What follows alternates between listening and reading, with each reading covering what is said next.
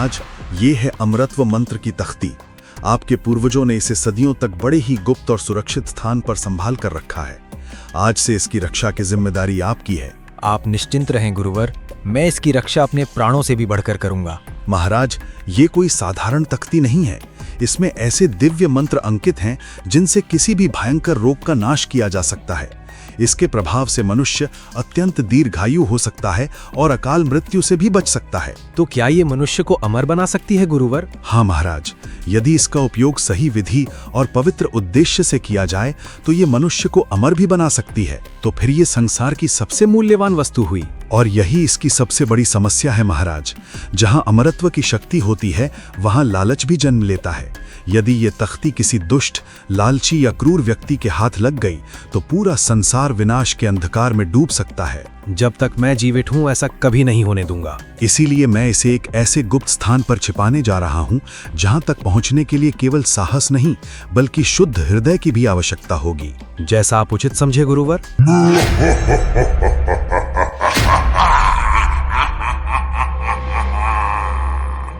ये अमरत्व मंत्र मेरा है और मैं इसे हासिल करके रहूंगा। फिर इस संसार की कोई शक्ति मेरा सामना नहीं कर पाएगी। मैं इस पूरी दुनिया का सबसे शक्तिशाली प्राणी बन जाऊंगा। कालकेश, तेरा ये सपना कभी पूरा नहीं हो सकता। सैनिकों, पकड़ लो उसे। किसी भी कीमत पर वो बचकर जाने ना पाए। जल्दी करो।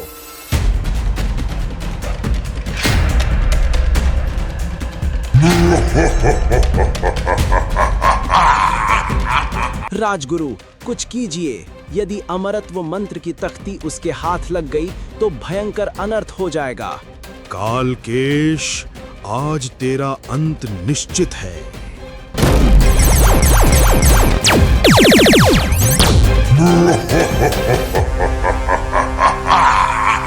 अब मैं अपने प्राणों की आहुति देने जा रहा हूं।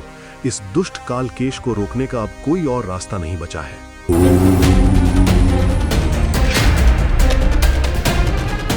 मैं वापस आऊंगा, जरूर आऊंगा। और जिस दिन मैं वापस आऊंगा उस दिन ये अमरत्व मंत्र मेरा होगा। आज मैं अपनी समस्त आत्मशक्ति का प्रयोग कर इस अमरत्व मंत्र को गुप्त करता हूँ और मैं ये घोषणा करता हूँ कि ये मंत्र केवल उसी व्यक्ति को प्राप्त होगा जिसका हृदय निर्मल होगा, जिसके कर्म धर्म और सत्य के मार्ग पर होंगे और जो अपनी शक्ति का उपयोग केवल लोक कल्याण के लिए करेगा।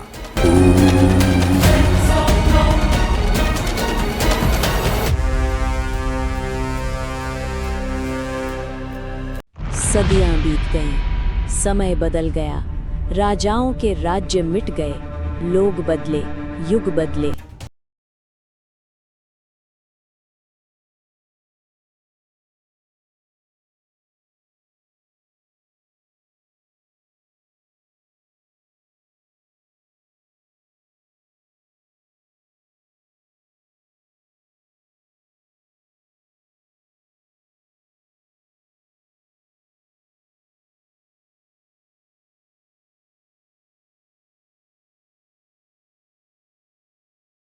कि मेरी मेहनत रंग लाई।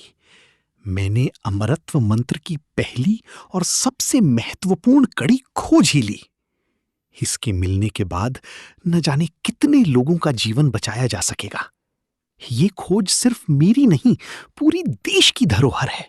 ये भारत सरकार की संपत्ति है और मैं इसे भारत सरकार को ही समर्पित करूंगा। कौन है? इस वक्त कौन हो सकता है और दरवाजा इस तरह क्यों पीट रहा है? फटाफट ये सारा सामान समेट देता हूं ताकि किसी को इसके बारे में पता न चल सके।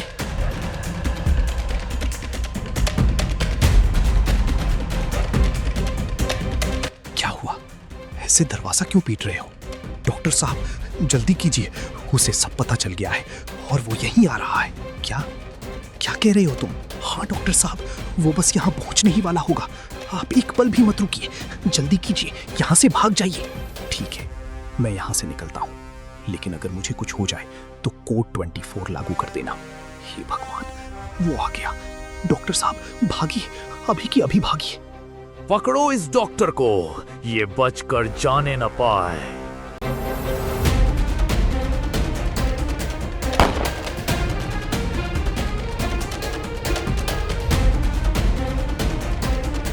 जो तुम चाहते हो तुम्हें कभी नहीं मिलेगा। जो मैं चाहता हूं उसे हासिल करके ही रहता हूं डॉक्टर, चाहे मर्जी से या बिना मर्जी के। मैं अपने जीते जी ऐसा कभी नहीं होने दूंगा। वो अमृतत्व मंत्र किसी गलत हाथ में नहीं जाने दूंगा। तो फिर मर डॉक्टर।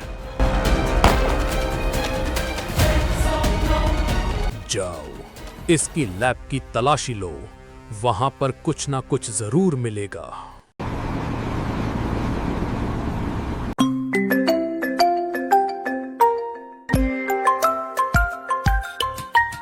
हाँ दादाजी, क्या हुआ?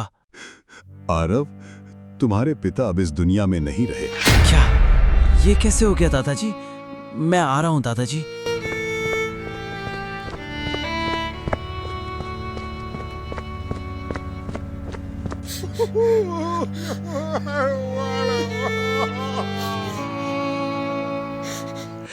दादाजी, ये सब कैसे हो गया? किसी ने तुम्हारे पापा की हत्या कर दी। लेकिन क्यों दादाजी? मेरे पापा ने किसी का क्या बिगाड़ा था? ये तो हम नहीं कह सकते बेटा। और आउट हाउस में रहने वाले हमारे माली को भी किसी ने गोली मार दी है। क्या? माली काका को भी मार दिया? लेकिन आखिर किसने किया ये सब? यही तो समझ नहीं आ रहा बेटा। जिसने भी ये किया है वो बहुत खतरनाक है।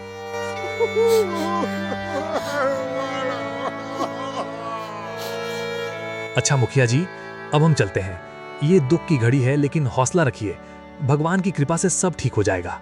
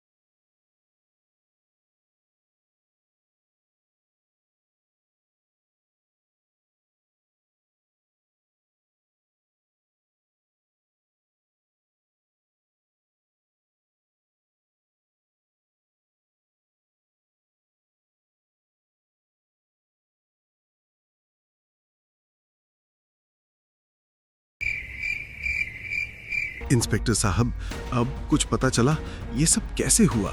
मुखिया जी, अभी जांच चल रही है। जैसे ही कोई ठोस सुराग मिलेगा मैं आपको तुरंत सूचित कर दूंगा। जल्दी कीजिए इंस्पेक्टर साहब। मैं नहीं चाहता कि ये मुसीबत अब मेरे पोते तक भी पहुंच जाए। आप निश्चिंत रहिए मुखिया जी, आपकी सुरक्षा के लिए मैंने हवेली के बाहर 2 पुलिस कर्मियों को भी तैनात कर दिया है। धन्यवाद इंस्पेक्टर साहब। मुझे उम्मीद है कि आप जल्द ही इस मामले की तह तक पहुंचेंगे। हम पूरी कोशिश कर रहे हैं मुखिया जी। अच्छा, आप मुझे चलने की अनुमति दीजिए। इस केस से जुड़े कुछ और सुरागों की जांच करनी है। ठीक है इंस्पेक्टर साहब, कृपया हमें हर नई जानकारी से अवगत कराते रहिएगा। जरूर मुखिया जी। अरे, आरव कहाँ है? मालिक, आरव बाबा तो अपने कमरे में हैं। अपने पिताजी की याद में बहुत उदास बैठे हुए हैं। मैं समझ सकता हूँ। इतनी छोटी उम्र में उस पर दुखों का पहाड़ टूट पड़ा है। आरव, आरव बेटा, कहाँ है तू? ये लड़का कहाँ चला गया? कहीं अपने पापा के आउट हाउस में तो नहीं चला गया?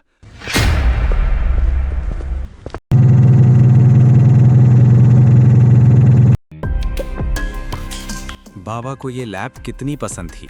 उन्होंने अपनी जिंदगी के न जाने कितने साल यहाँ बिताए थे। ये लैब की ऐसी हालत किसने की है? लगता है कोई यहाँ आया था और किसी चीज की तलाश कर रहा था। लगता है मुझे भी यहाँ अच्छी तरह तलाशी लेनी पड़ेगी।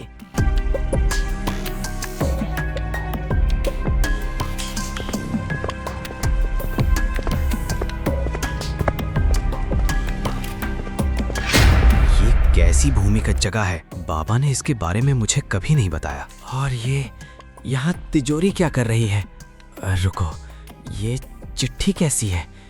क्या बाबा ने इसे मेरे लिए छोड़ा था? मेरे बेटे आरव, अगर तुम ये चिट्ठी पढ़ रहे हो तो इसका मतलब है कि मैं अब इस दुनिया में नहीं रहा। बेटा, मैंने अपनी पूरी जिंदगी एक बेहद मूल्यवान खजाने की खोज में लगा दी। उस खजाने तक पहुंचने का रहस्य इसी तिजोरी में बंद है, लेकिन इस तिजोरी का पासवर्ड केवल तुम ही खोल सकते हो।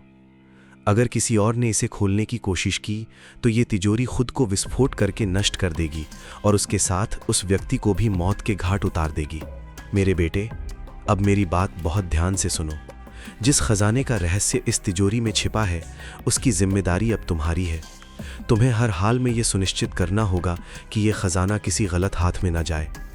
इस खजाने को ढूंढकर भारत सरकार को सौंपना ही अब तुम्हारा एकमात्र लक्ष्य है। मुझे पता है कि मैं तुम्हारे कंधों पर बहुत बड़ी जिम्मेदारी छोड़कर जा रहा हूं। इसके लिए मुझे माफ कर देना बेटा। मैं चाहता था कि तुम्हारे साथ और आगे तक चलूं, तुम्हारी हर खुशी और हर सफलता का गवाह बनूं, लेकिन शायद किस्मत को कुछ और ही मंजूर था। अपना ख्याल रखना मेरे बच्चे। हमेशा सच और ईमानदारी के रास्ते पर चलना, यही मेरी आखिरी इच्छा है। तुम्हारा बाबा, डॉक्टर ठाकुर सिंह। तो इसका मतलब बाबा किसी खजाने की खोज में लगे हुए थे और उसका पूरा रहस्य इस तिजोरी में बंद है। लेकिन मैं इस तिजोरी को कैसे खोलूं? मुझे तो इसका पासवर्ड भी नहीं पता। रुका, कहीं इसका पासवर्ड मेरी जन्मतिथि तो नहीं? ये खुल गई। तो ये है वो नक्शा जिसके लिए मेरे बाबा की हत्या कर दी गई। बाबा, मैं आपको वचन देता हूँ, जब तक मैं इस खजाने को खोज नहीं लेता और आपके हत्यारों को उनके अंजाम तक नहीं पहुँचाता, तब तक चैन से नहीं बैठूंगा। आज से ये सिर्फ एक खजाने की खोज नहीं, बल्कि मेरे बाबा के अधूरे सपने और इंसाफ की लड़ाई है। मैं हर मुश्किल का सामना करूंगा, लेकिन इस मिशन को हर हाल में पूरा करके रहूंगा। वो नक्शा हमें दे दो बच्चे, नहीं तो तुम्हारा हाल भी तुम्हारे बाबा जैसा होगा। तो मेरे बाबा को तुम लोगों ने मारा था? नहीं, मैं ये नक्शा तुम्हें कभी नहीं दूंगा। ये मेरे बाबा की वर्षों की मेहनत है। मेहनत? तुम्हारे बाबा की एक ही गलती थी, उन्होंने हमारे रास्ते में आने की कोशिश की थी। तुम लोगों को इसकी कीमत चुकानी पड़ेगी। पकड़ लो इसे और किसी भी कीमत पर वो नक्शा मेरे हाथ में आ जाना चाहिए। मुझे यहाँ से निकलना होगा। अगर ये नक्शा इनके हाथ लग गया तो बाबा का बलिदान व्यर्थ हो जाएगा। भागने की कोशिश मत करना लड़के, अब तुम हमारे जाल में फंस चुके हो। भागो, जल्दी भागो यहाँ से। पकड़ो इसे, इसका पीछा करो। ये किसी भी कीमत पर हमारे हाथ से बचकर नहीं जाना चाहिए। बेटा आरव, कहाँ हो तुम? पता नहीं क्यों मेरा मन घबरा रहा है। तुम जहाँ भी हो सुरक्षित रहना बेटा। क्या आरव विलेन के आदमियों से बच पाएगा? नक्शा आरव को किस रहस्यमयी जगह तक ले जाएगा? क्या आरव अपने बाबा का अधूरा सपना पूरा कर पाएगा? खजाने की तलाश में आरव को और कौन कौन सी खतरनाक चुनौतियों का सामना करना पड़ेगा? इन सभी सवालों के जवाब जानने के लिए जुड़े रहिए हमारी इस रोमांचक कहानी के साथ और चैनल को सब्सक्राइब करें और बेल आइकन यानी कि घंटी को जरूर ऑन करें। मिलते हैं अगले भाग में।